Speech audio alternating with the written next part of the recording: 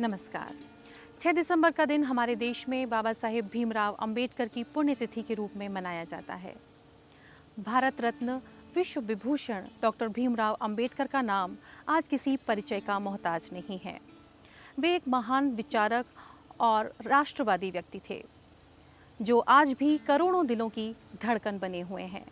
वंचितों और शोषितों के प्यारे बाबा साहेब भीमराव अंबेडकर ने घोर दरिद्रता और अभाव में जन्म तो लिया, परंतु अपने सूर्य क्रांति के प्रकाश से, अपनी विद्वत्ता से इस अंधकार को दूर कर दिया। उन्होंने कमज़ोरों को अपने हक में लड़ने की प्रेरणा दी। जो लोग सामाजिक रूप से बेबस थे, लाचार थे, उन्हें बोलना सिखाया। शोषितों को अपने आत्मसम्मान और स्वाभिमान के लिए संघर्ष करने का मूल मंत्र बाबा साहेब ने ही उन्हें दिया। 6 दिसंबर 1956 को इस महान विभूति का देहांत हो गया। इनकी पुण्यतिथि और परिनिर्वाण के अवसर पर इनके दलितोद्धार के महान कार्य को आज भी याद किया जाता है। उनके व्यक्तित्व और कृतित्व से प्रेरणा लेकर उन्हें श्रद्धांजलि अर्पित की जाती है।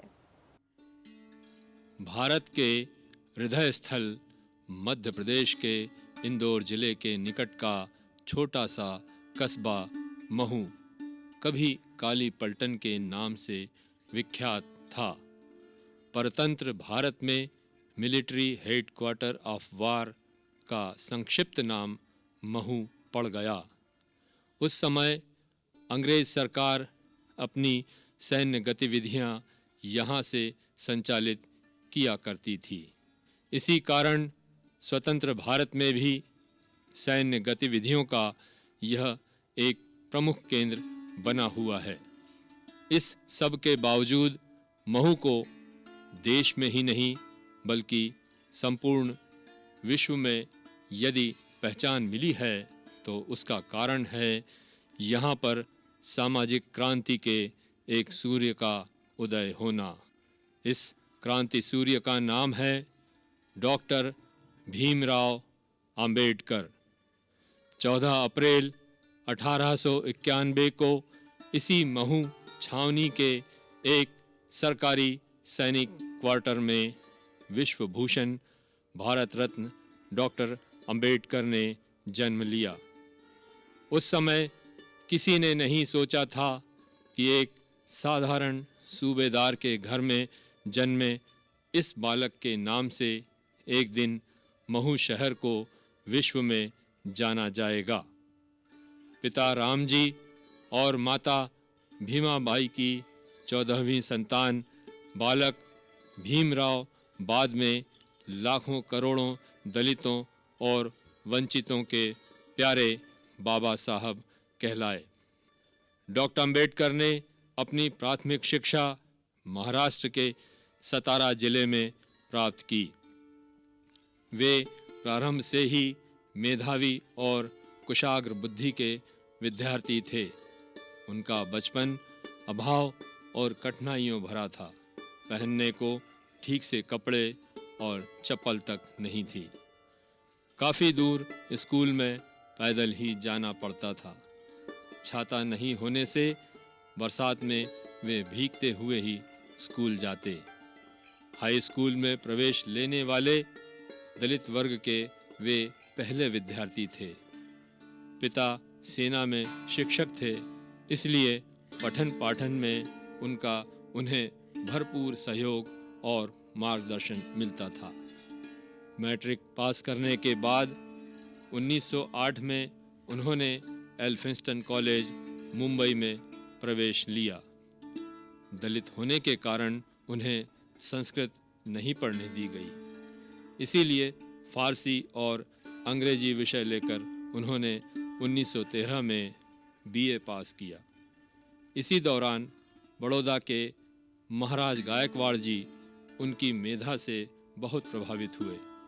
उन्होंने डॉक्टर अंबेडकर को छात्रवृत्ति प्रदान कर कोलंबिया विश्वविद्यालय अमेरिका में पढ़ने भेजा। वहाँ से डॉक्टर अंबेडकर 1915 में अर्थशास्त्र में एमए की डिग्री लेकर आए। उन्होंने वहाँ इतिहास, दर्शन शास्त्र, समाज शास्त्र, राजनीति तथा मानव शास्त्र का भी अध्ययन किया। उनको पढ़ने लिखने के प्रति बहुत लगाव था। वे दिन में 18 से 20 घंटे पढ़ने लिखने में व्यतीत करते। लाइब्रेरी से बाहर जाने वाले वे अंतिम व्यक्ति होते थे। यही कारण था कि बहुत कम समय में उन्होंने इतने सारे विषयों का गहन अध्ययन किया। 1917 में कोलंबिया विश्वविद्यालय से ही उन्होंने पीएचडी की डिग्री भी हासिल की। विदेश में अध्ययन समाप्त करने के उपरांत डॉक्टर अंबेडकर को बड़ौदा महाराज ने ही सर्वप्रथम 1917 में अपनी रियासत में मिलिट्री सेक्रेटरी के उच्च पद पर नियुक्त किया। लेकिन वहाँ काम करते हुए डॉक्टर अंबेडकर को अत्यधिक जातिगत अपमान का सामना करना पड़ा। उच्च सवर्ण वर्ग के लोग उनसे खुलेआम छुआछूत का व्यवहार करते थे। यहाँ तक कि चपरासी भी उन्हें फाइलें दूर से ही फेंक कर देता था। इतने बड़े पद पर आसीन होकर भी उन्हें रहने के लिए एक सरकारी आवास तक नहीं मिल पाया। इस घनीभूत पीड़ा का कड़वा घूंट पीकर अंततः उन्होंने पद से त्यागपत्र दे दिया। उस समय उच्च सवर्ण जातियों का इतना वर्चस्व था कि स्वयं बड़ौदा महाराज भी उनकी मदद करने में असमर्थ रहे। बड़ौदा से वापस आकर डॉक्टर अंबेडकर ने सिडनम कॉलेज मुंबई में प्राध्यापक के तौर पर काम प्रारंभ किया।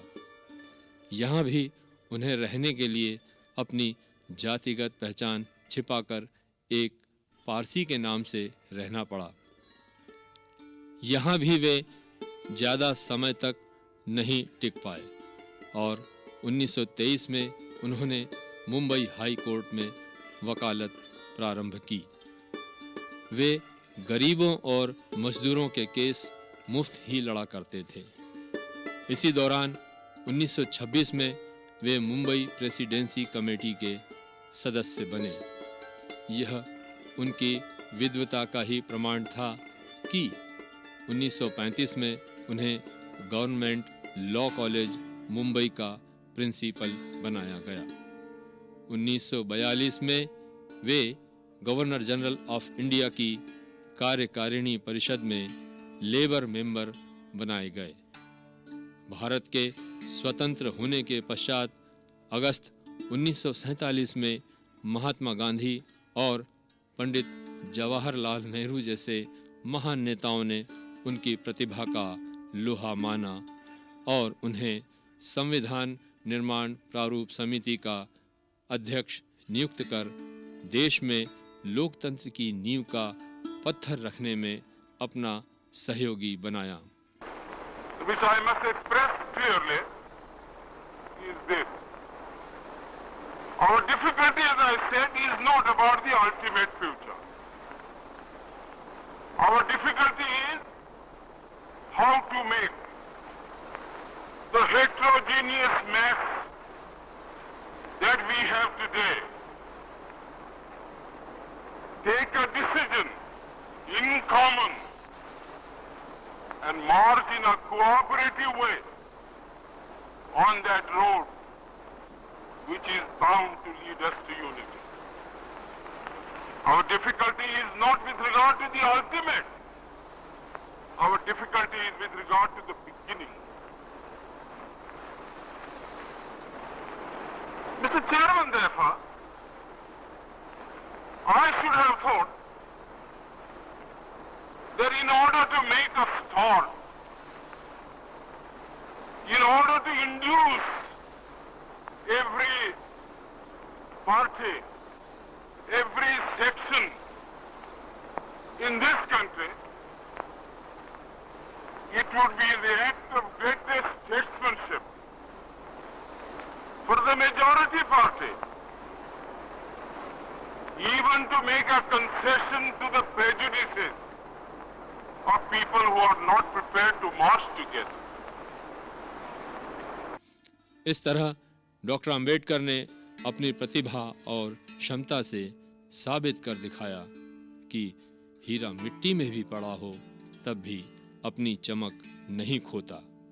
उन्होंने अथक परिश्रम कर भारत को वह बहुमूल्य संविधान दिया जिस पर देश को गर्व है।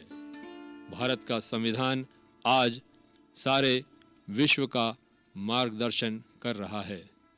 इसी संविधान के कारण आज भारत दुनिया का सबसे बड़ा और सफल प्रजातंत्र बन पाया है।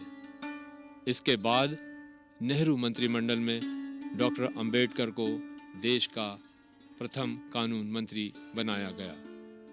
यहाँ भी उन्होंने अपनी योग्यता और विद्वता का परिचय दिया।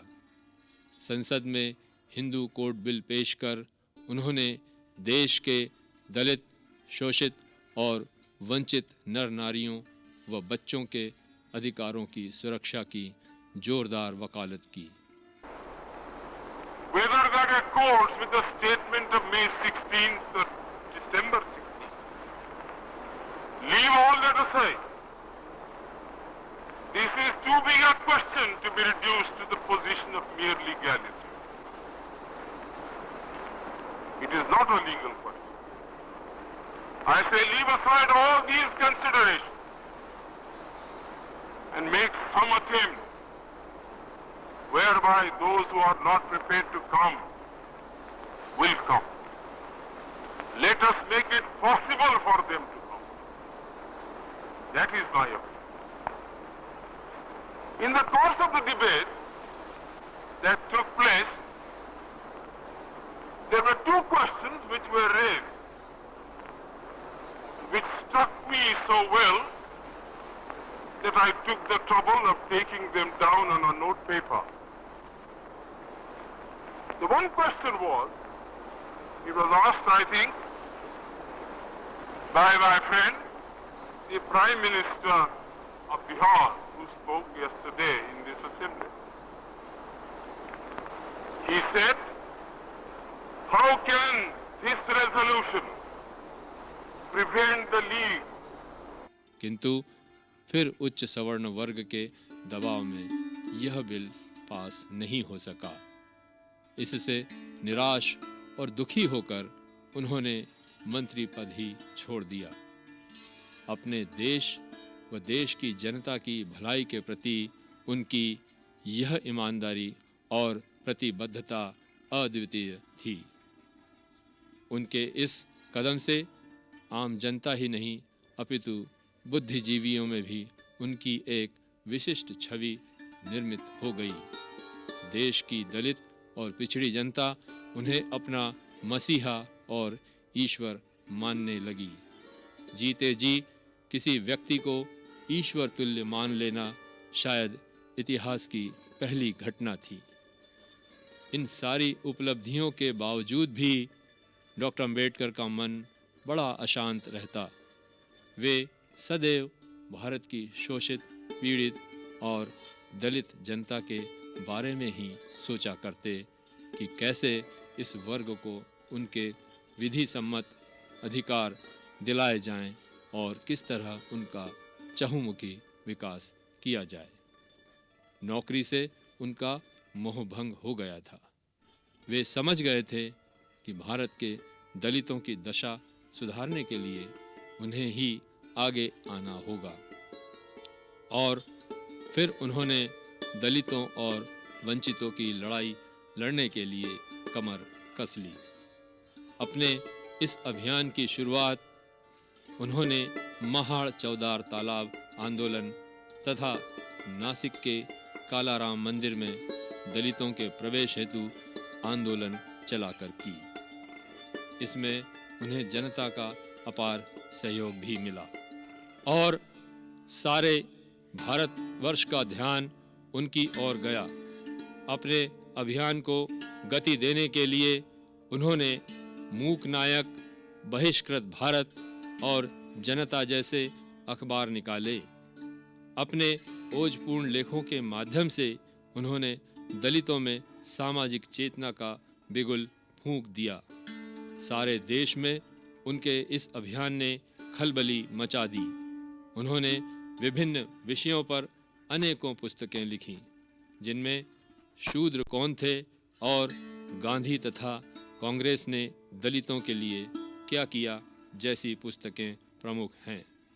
उन्होंने अपने जीवन के अंतिम समय में भगवान बुद्ध और उनका धर्म नामक विख्यात ग्रंथ लिखा। यह ग्रंथ आज गीता और बाइबल का दर्जा प्राप्त कर चुका है। इसमें बुद्ध के मानवीय और वैज्ञानिक पहलू को उन्होंने बड़े ही सारगर्भित और सशक्त तरीके से प्रस्तुत किया। यह ग्रंथ उनकी शोध प्रतिभा का भी बहुत बड़ा प्रमाण है।